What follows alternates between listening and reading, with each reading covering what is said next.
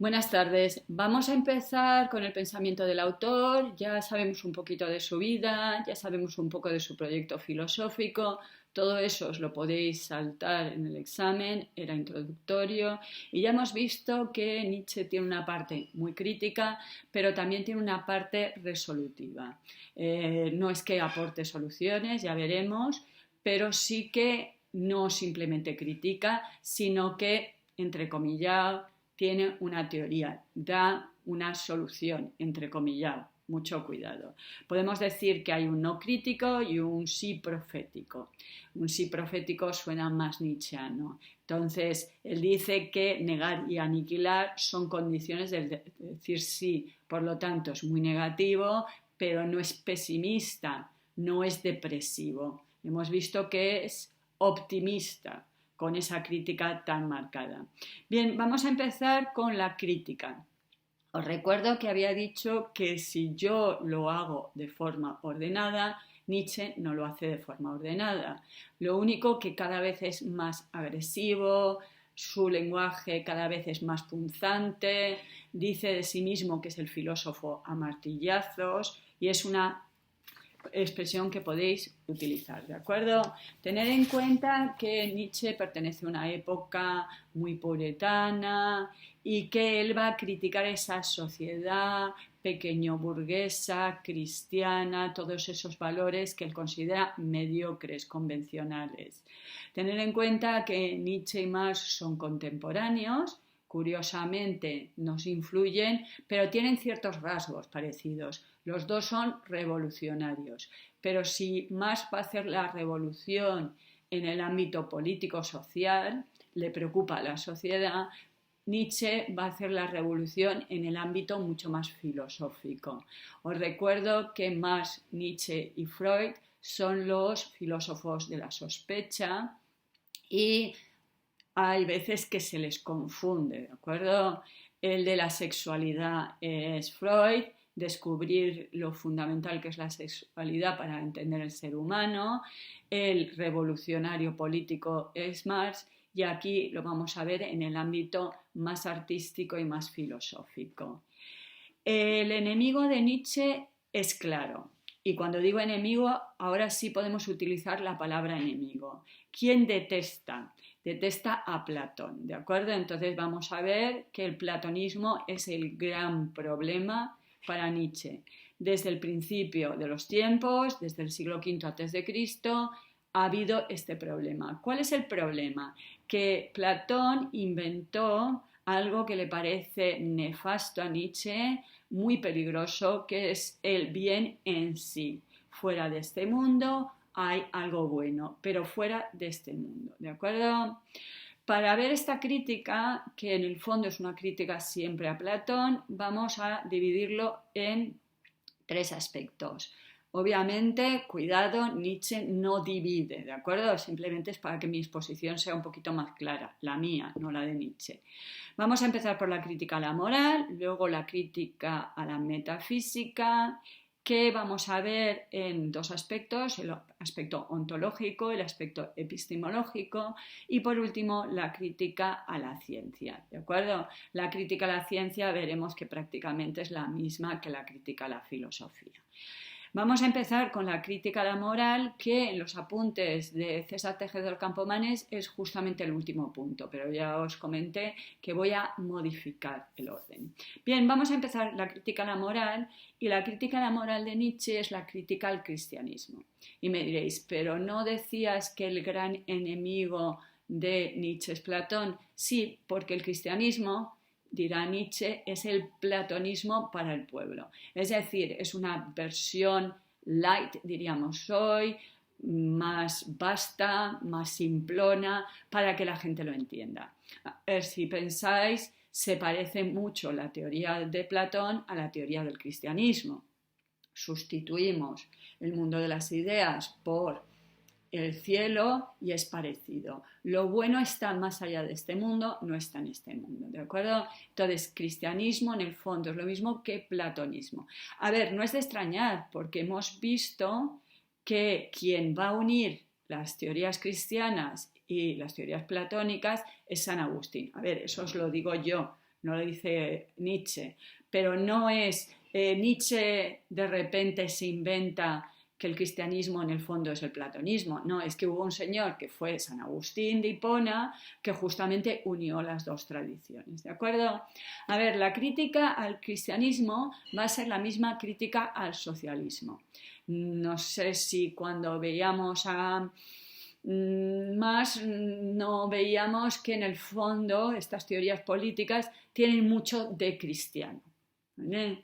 Entonces, hemos visto, por ejemplo, en Marx esta idea de una historia que es una lucha, pero hay un final, digo yo, feliz al final del todo, ¿no? Nos recuerda bastante a San Agustín, ¿no?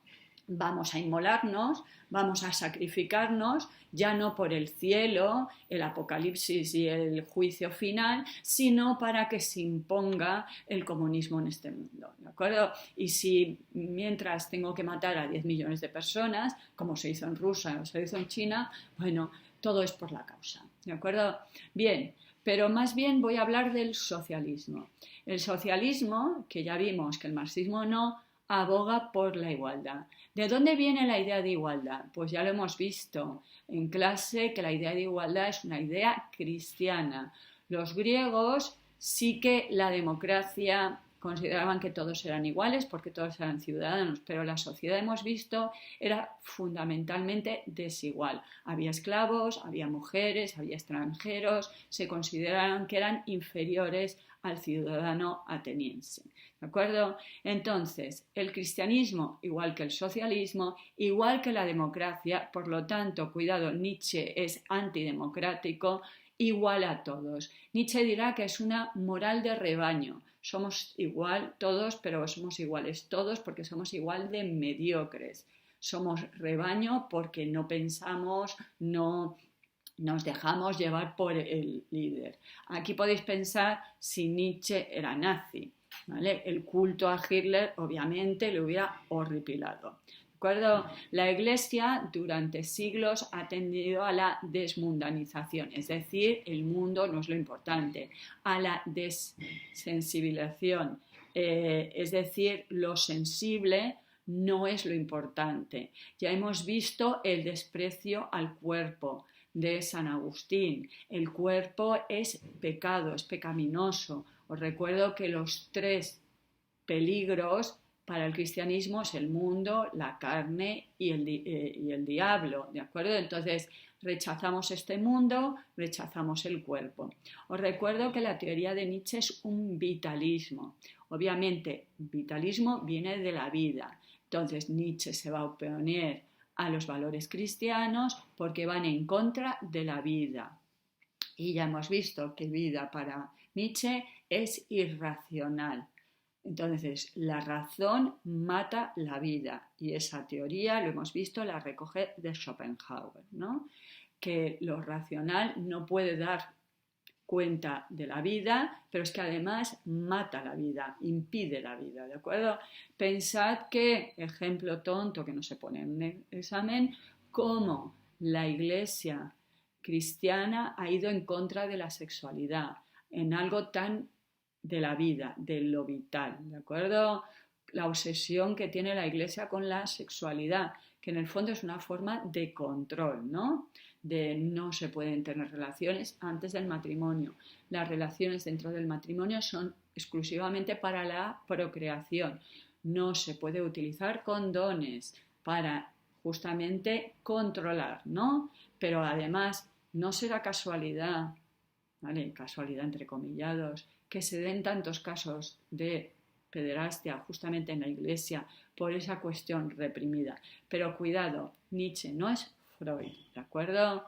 El que se da cuenta de lo importante que es la sexualidad en la cultura occidental va a ser Freud. Entonces, vamos a ver justamente a qué se debe esa moral antinatural que tiene Occidente. Vamos a ver también, cuidado, los falsos candidatos, ¿vale? Porque hay gente de yo no creo en Dios, pero luego tenemos otros candidatos y luego posteriormente en la parte que yo he dicho resolutiva vamos a ver la transmutación de los valores. Es decir, Nietzsche, como veremos, pretende cambiar esos valores que van en contra de la vida, que temen la exuberancia de la vida y va a intentar crear nuevos valores, ¿de acuerdo? Bien, vamos a hablar de la virtud griega, ¿de acuerdo? Frente a la moral cristiana, Nietzsche recoge los valores de los griegos. Y cuidado, ya lo mencioné, no los valores de la época clásica, porque Platón es el enemigo a abatir, Platón, Sócrates y demás, sino de la época arcaica.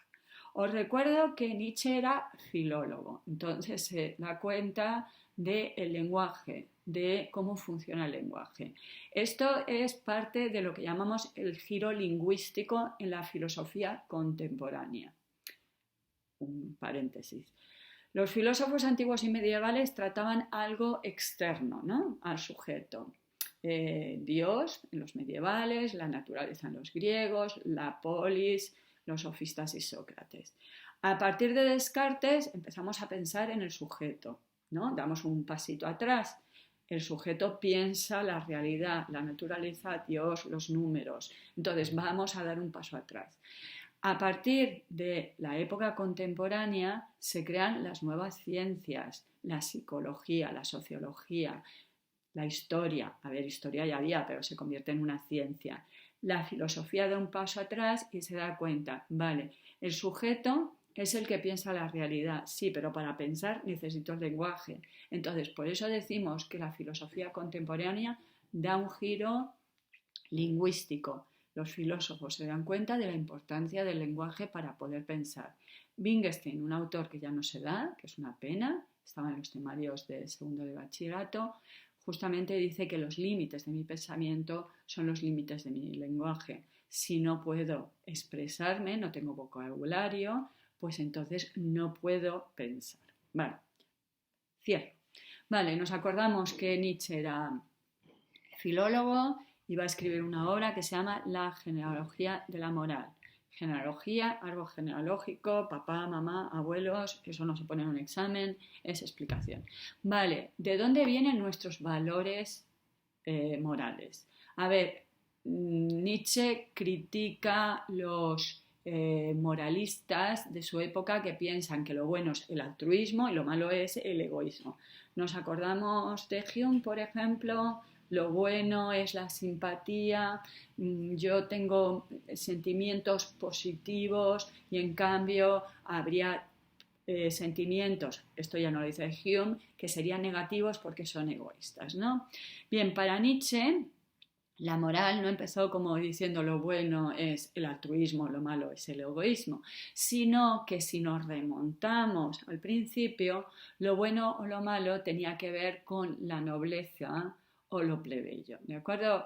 Obviamente Nietzsche hace un análisis del griego como especialista en griego y como es alemán también del alemán. Se me ocurre llevarlo al castellano. Si lo llevamos al castellano, pensar en la palabra ordinario. Ordinario es lo normal, como todos, ¿vale? Pero ordinario nos suena positivo o negativo, ¿de acuerdo? Entonces, durante una época lo bueno era el noble y lo malo era el plebeyo, ¿de acuerdo?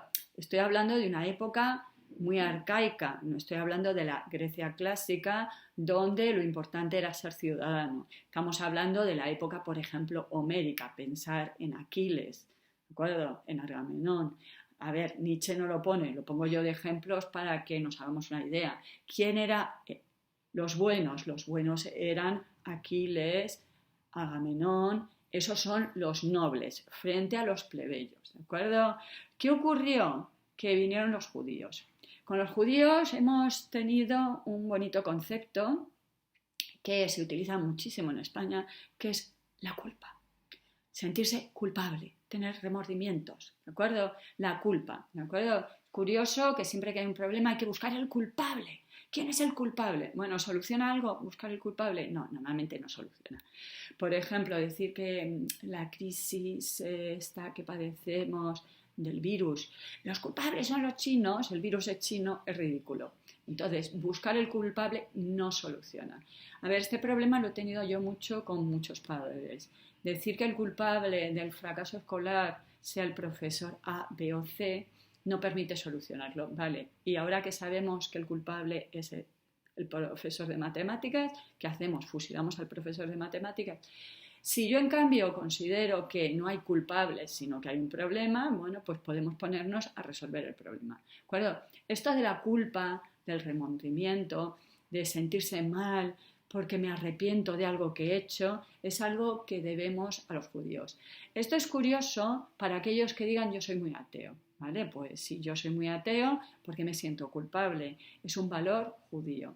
Bien, y luego vinieron los cristianos. Ya sabemos que no tiene mucha simpatía Nietzsche por los cristianos y nos empezaron a dar todos esos valores como la humildad, como la paciencia, como por ejemplo la compasión. A ver, ya dije que cuidado cuando vimos a Sócrates que las virtudes, lo que era bueno para los griegos no es lo que es bueno en todas las épocas. Ya os puse el ejemplo de la tolerancia. Hoy en día decimos que está bien ser tolerante, o la solidaridad, son valores contemporáneos. Los griegos no hablaban de tolerancia ni de solidaridad. Pero, por ejemplo, la virtud de la humildad es una novedad que va a aportar el cristianismo. ¿Y por qué tenemos que ser humildes? Porque entre nosotros y Dios hay un abismo y por eso la soberbia es justamente un pecado, mientras para los griegos la magnificencia, o sea, estar orgulloso de ser alguien importante era bueno, era algo positivo, ¿de acuerdo? Bien, entonces, el cristianismo nos ha vendido, por favor, no se pone en un examen, que hay que ser humildes, pacientes, tener compasión. ¿Y por qué lo ha hecho? ¿Por amor a los pobres, a los débiles, a los enfermos? No, por resentimiento, ¿de acuerdo? ¿Qué es el resentimiento? Es yo no me atrevo a ser como los nobles, a ser valiente, a destacar por encima de los demás y entonces lo que hago es meterme con todos aquellos que despunten, destaquen. Eso es el resentimiento. Vale, ejemplo tonto. Tenemos aquí los policías de balcón gritándoles al que sale, ¿no? Entonces, es por el bien público, porque les preocupa mucho que alguien salga a la calle o es por resentimiento. Yo no puedo, pues tú tampoco, ¿no? No es lo que ha hecho la Iglesia Católica durante siglos en el confesionario. Cuéntame tus pecados, ¿no? Tengo una amiga que decía que curiosamente ella aprendió muchos pecados gracias a la confesión.